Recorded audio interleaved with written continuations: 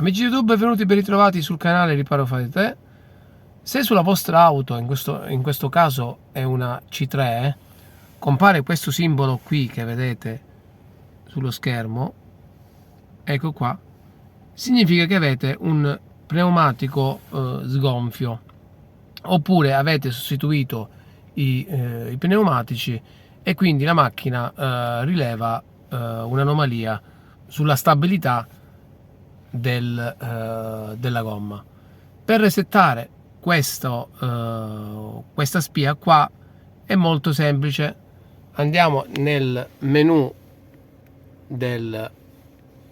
dell'auto, clicchiamo qui sopra, andiamo in funzioni guida, scendiamo fino a giù e premiamo la voce inizializza pneumatici sgonfi.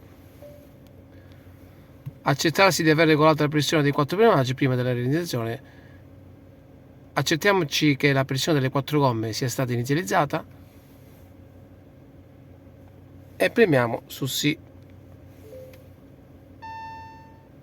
Ecco qui, questo piccolo avviso ci dice che l'operazione è andata a buon fine.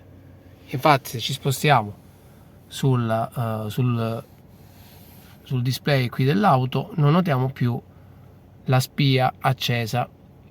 Video molto semplice ma utile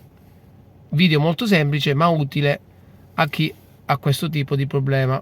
Se vi è piaciuto il video lasciate un like, iscrivetevi al canale e ci vediamo al prossimo video.